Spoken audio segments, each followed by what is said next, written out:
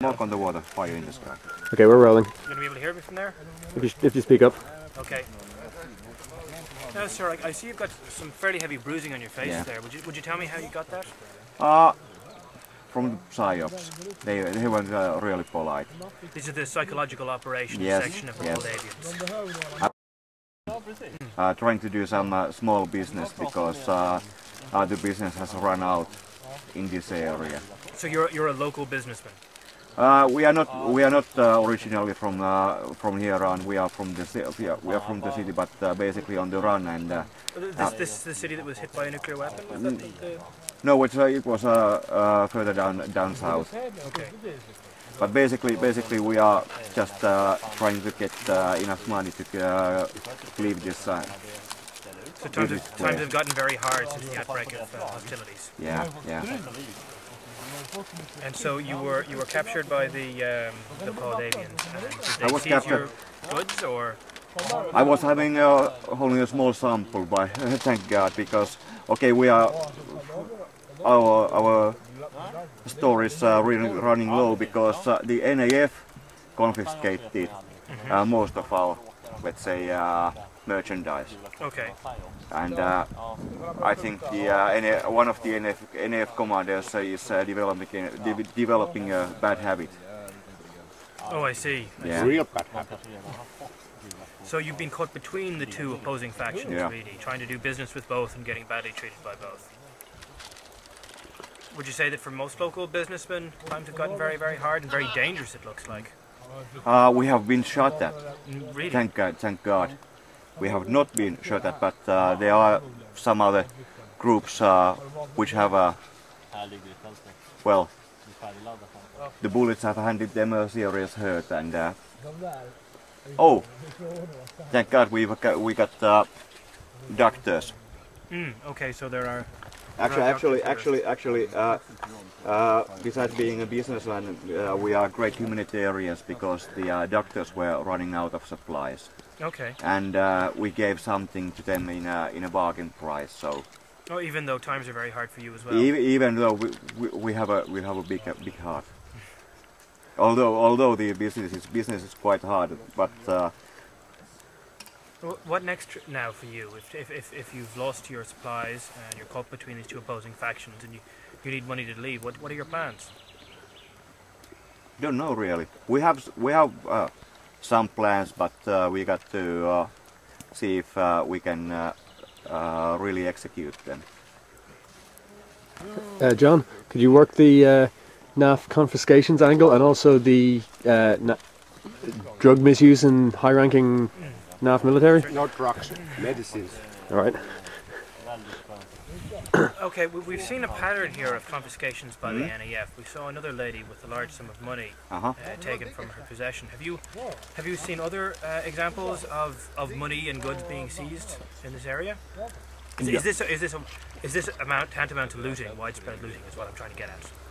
Yeah, people are losing guns because there are some hunters and so on and so forth, and the NAF has been running around here wildly looking for illegal guns. Okay. But people really do need them for hunting.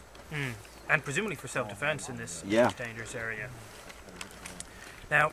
Okay, we are having some supply runs from Red Cross, as you can see. But some people, this is not enough for all the guys in the green zone. So they got to do stuff independently. There's another thing I'd like to ask you about. Now, I understand that part of your business is narcotic in nature, and that you've had a fair bit of business dealings with the NAF. Is that the case? In the past? In the past, yeah. And how prevalent is the culture of drug use in NAF forces? The guys were quite readily accepting our offers. Really? Yeah, and are we talking low-ranking soldiers or high-ranking officers? Low-ranking soldiers, because we did some business. For example, there are some outposts here, and the guys were really they look rather bored. Yes. So we offered them some relief for them. Relief from the pain, and they bought. And as I've heard, they were quite happy with our products. But the business relationship has soured since. Yeah. Is there any possibility that higher-ranking officers in the NAF found out that their men were using your services and trying to clamp down on the men? No idea really. Well, I think that's about all we need, isn't it? Okay, so I'll just finish this up now. Just one businessman trying to survive in a dangerous environment. Thank you very much. Thank you. Okay, we're rolling. All right, I'm here with a local doctor. What is your name, doctor? My name is Dr. Fumpi. I'm from Doctors Without Money. Yes, and what you see here around this camp is terrible conditions. The conditions around it, you have lack of food, lack of water, and there's terrible conditions, and the people are starting riot. What we see is people who's drinking. We have drugs. We have gambling. This is not condition. The food is terrible! Security! Zip. So you see, the people are miserable around here. And if not RF is doing something, immediately this will start a riot. And you blame the NAF for... I blame the NAF. They are here for our protections. And they have to come here and give us what they need. Or else this will become a mass grave. A mass grave. A mass grave. People will die. People will kill themselves. They're already starting killing. There have been deaths. There have been deaths. Who's been killed? I cannot clarify because I don't know who they are. For me, it's an unknown grave. For me, it's just another poor soul to bury. The situation is great. If you've seen this boy, you see, he haven't had food in many months. He has lack of everything. And we need the RF to come in and give us the food, the medical supplies, everything we need. They are doping themselves on glue. Oh dear. This is not a good time.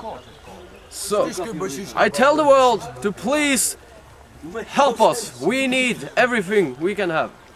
Thank you. A growing sense of anger here as the NAF appears to be leaving the medical and food needs of this camp unmet, and the situation here appears to be deteriorating fast. Path is the NAF base, and they have just seized our cameraman on an unspecified charge and dragged him to their base to answer charges and meet their officer. We were not permitted to come with him. We've managed to keep a hold of some recording equipment, but we don't know what's going to happen to our man. More updates when we have them. There's the sound of gunfire in the distance from the base where our man has just been taken. We don't know what's happening. Anything could have happened to him. It's a very tense situation.